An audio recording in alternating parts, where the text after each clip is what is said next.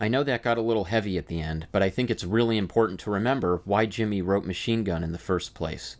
I also think a critical part of playing Machine Gun is really focusing on that message while you're playing it. But with that out of the way, let's get into how I got these tones. This is all direct in, and I have a couple hardware tips and tricks to point out after. So let's get into the computer stuff first. Okay, so the presets are Aegean Pitch Proof, which is a free plugin. I just put this to 100% wet, and I detuned it minus 0.39.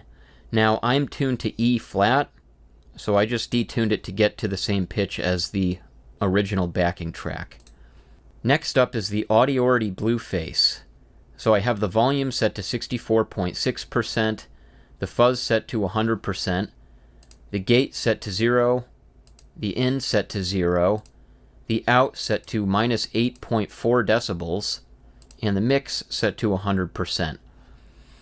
Now for the clean introduction, I don't have it on, and then for the more aggressive later solo parts, I have it turned on.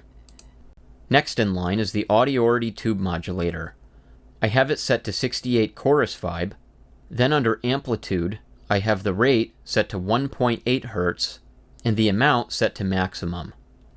Under LFO, I have it set to sine. Now this side I have off, so it doesn't matter. I have the amount set to 0% and the rate set to 0.1 Hz on Panner and also on sine. But this is not really engaged at all, so don't worry about that. And for the amp sim, I'm using Scuffum Amps S-Gear 3. I go to Factory, and then the Plex Monster preset. Push is off, Boost is on, Bass Shift is on, and the amp drive is on. The gain is at maximum, Bright Contour on 8.1, Bass on 8.5, Middle on 7.0, Treble on 8.2, Presence on 3.4, and the level at 5.8. For the impulse responses, I just go to the Impulses tab, and you can load them all in here from your Impulse Response folder. And I'm using LRS Jimmy H03 on cab 1 and LRS Jimmy H01 on cab 2. Now LRS stands for Live Ready Sound, which is the company that made those impulse responses. And I do agree with the description that it is simply incredible. Next up is M Cabinet MB, and all I did was open it up and click Excelsior Huge, and that's it. Didn't mess with anything else. And last in the chain, I have this F6 RTA EQ. And this is probably pretty inconsequential. I didn't even cut it off at 125 like I normally do. This is right around 80 Hertz or so. Clicked this guy, turned the Q all the way up and dragged it right here, just to cut a tiny bit of that super boomy low end that might be in there. So that's it for the main track, but I also made a send track. So hit Control T, made a new track, labeled it send, and I'm going to go to the Machine Gun track and go to routing, and I made sure to add the send here. So I am sending the main Machine Gun tone into this new track.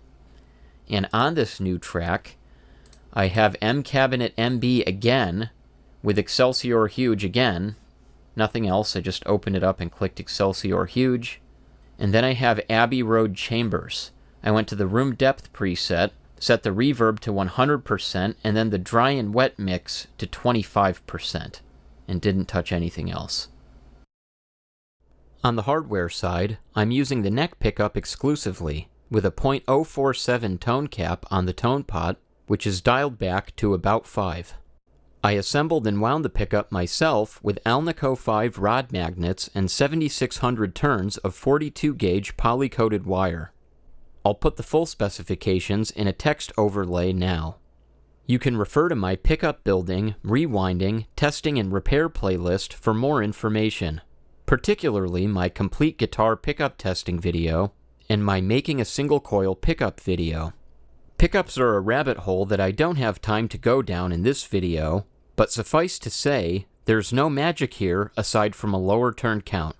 Look for an Alnico 5 pickup with an output below 6K, or hit me up directly at guitarmdofficial@gmail.com if you're interested in having me make a pickup for you.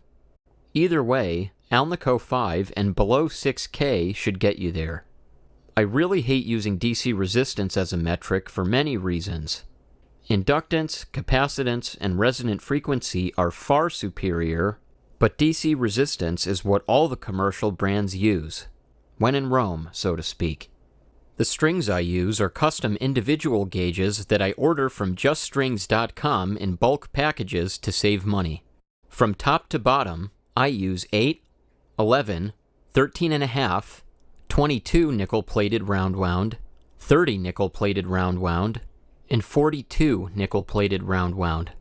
I'm currently unsure of exactly how string gauge affects tone, so I've got no comment at the moment.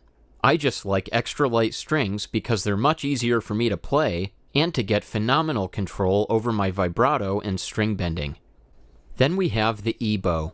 Jimmy was playing through a wall of Marshall full stacks, and the extreme amplitude and proximity of his guitar to the speakers is what allowed him to get the crazy amount of sustain and feedback he was famous for. Playing direct in through a computer, you don't have that luxury. Sustainers are one possible way of getting around this issue and even coming up with new sounds. An infinite sustainer pickup like the Sustainiac is one option. I'd personally prefer one of these sustainers that you can put behind your current pickup, but unfortunately, I've only seen these done by independent do-it-yourselfers, and so far, not a single one of them has been willing to share their secrets about how to make them. I'll keep my opinion about these people to myself. A much more readily accessible option that's both cheaper and doesn't require any installation is the E-bow. It has two modes, just like a Sustainiac, a normal and a harmonic mode. The harmonic mode is what I used starting at the 1 minute and 24 second mark in this video. The E-bow can only sustain one string at a time, but it gives you complete control over the dynamics and access to many different techniques. If you decide to get one, I recommend checking out the E-bow website and dedicating some time to really practicing with it. I also put some neodymium magnets onto the E-bow, as it mentions doing in the DIY section of the E-bow website.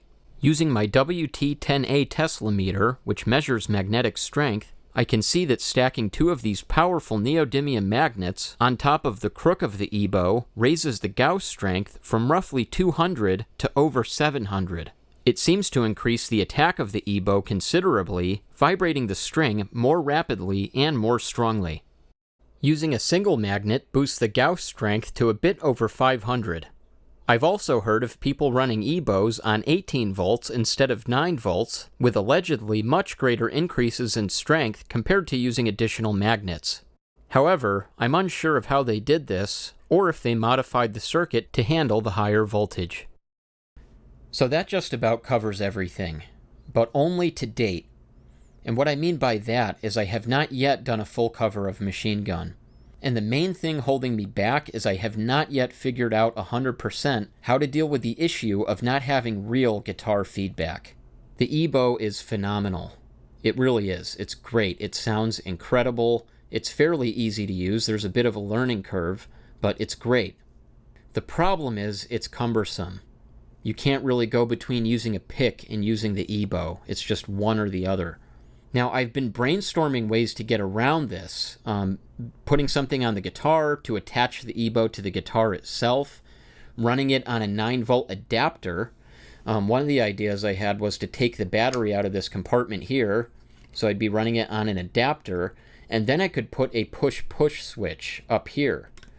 Because I really don't like that they put the harmonic and normal mode switch on the back here. You can kind of get at it with your ring finger, but it's, I don't know, I don't think it's that easy to do in the middle of using it. It's rather cumbersome. So I think having a push-push switch on the front here would be awesome. See your fingers right there. You're playing, you're using the E-bow, you could just push it normal mode, push it harmonic mode. And if you had it running on an adapter, you wouldn't have to power it off. So you could just leave it on. Now, I know that's a little, some people might not like that idea, but if you have it mounted on the guitar out of the way, I think that would be pretty cool. And then it's ready to go. You don't have to turn it on. It would just be in normal or harmonic mode, ready to go. And that's exactly what I did in the video. I had this turned on, and I had it on my desk. And then after I hit that note and I'm sustaining it just with my fingers and some vibrato, I quickly grabbed this, which was already switched on, and then just put it on the string. So I think having an adapter and having it mounted on the guitar I think that would be a great idea. I think it would vastly improve the usability of this. So that's one thing. The other thing is I have not yet tried a Sustainiac pickup. I've heard them, I'm aware that they exist, but I have not used one. I haven't used it, I haven't played around with it, I don't know that much about them other than the fact that they exist. So that is something I would like to try and see how that would work. But that's the main hang-up. It just doesn't feel right to me with those notes choking off and dying out when I want to sustain them. It throws the timing off, because you can't really let go and get into the groove and the timing of the song, which is very free-form, without those sustained notes. Again, in my opinion, it just doesn't feel right. You hit that note and you want to be feeling it and hearing it sustain, and you can hear the feedback evolve over time. That's something I haven't really been able to get with the EBow. I've tried, I think you can move it around to different areas and get a bit of a different sound, but for the most part, when that harmonic locks in, you're not going to get anything like you would get out of playing through a full stack cranked and standing right in front of the speaker. It's just not going to happen. So the best I can do is to emulate that, and I think it's also kind of cool to think of doing things in a new way. There's a couple things I want to do exactly maybe the way Hendrix did it. They just sound so good. I'm like, I kind of want to stay true to that. But then I think it's cool to kind of go off and do your own thing. Anyway, I hope that's enough for now to get you started on dialing in that machine gun tone.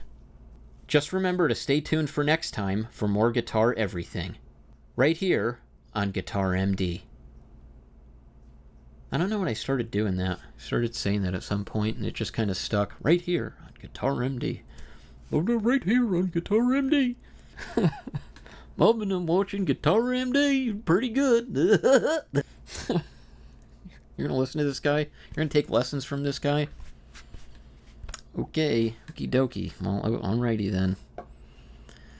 I'm going to Guitar MD.